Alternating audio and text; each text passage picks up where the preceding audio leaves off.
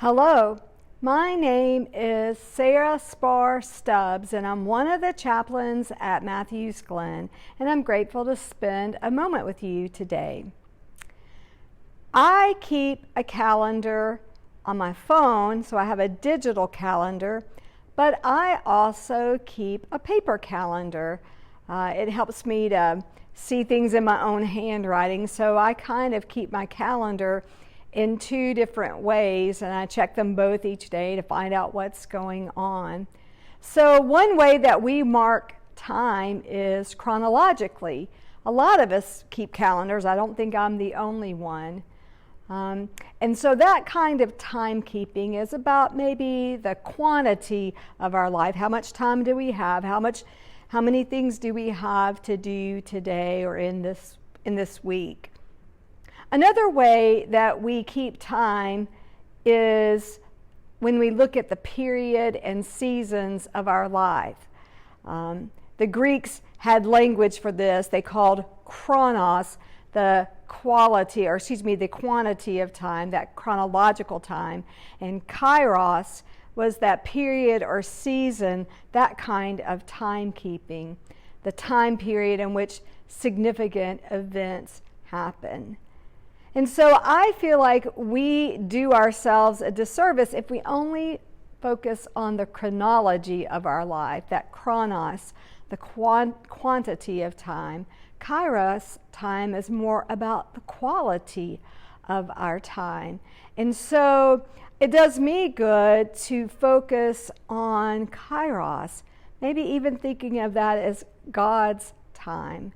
And so I think of a couple of scriptures that might help us as we look back over the last few months of our lives and look ahead to what is coming, not only in a sense of chronology and the amount of time, but the quality of the time that we are spending.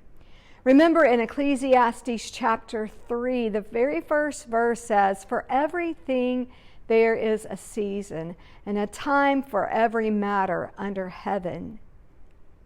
That helps us with that kairos time when we're looking at the quality of our time to remind ourselves that there is a season for every matter in our life. And so sometimes we want to call things good or bad, but maybe it just is. And we are going to go through things that feel warm and fuzzy, and we're going to go through things that feel hard.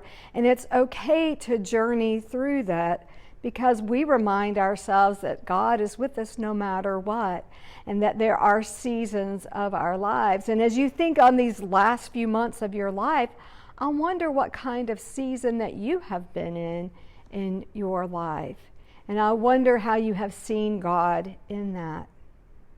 I'd like for us to continue thinking of that kairos time, that quality time of our life, and giving ourselves a blueprint for these next few months, not just the items we're going to cross off our checklist in the next few months, but the way we are going to spend our time. I find wisdom from the Apostle Paul in Galatians 5, verses 22 and 23, when he talks about the fruit of the Spirit. He had just been talking about the way we live according to the flesh, but that the ways of God, the fruit of the Spirit, the way we demonstrate our love for God is in this: in love, joy, peace, patience, kindness, goodness, faithfulness, gentleness, and self-control. The Apostle Paul says there is no law against things such as these. And so as we reflect on what has been and what is yet to come, can we think about the chronology of our life and the things that we have to do? That's important work for us. But also the kairos, the period and seasons of our lives, to look back and know that all of the seasons matter, and to look ahead and to choose to spend our time with that kind of quality, to live with the gifts of love, joy, peace, patience, kindness, goodness, faithfulness, gentleness, and self-control. What if those were on our to-do list every day? Think about what a different world this would be if believers in God could live in those ways. So as you measure time these days, let's not just think of the chronology or the quantity of our days, but what if we also focused on kairos, the quality of our days, and spend our days deepening our walk with God and making this world a better place. Thanks for spending a moment with me today. I'll see you again soon. You take care.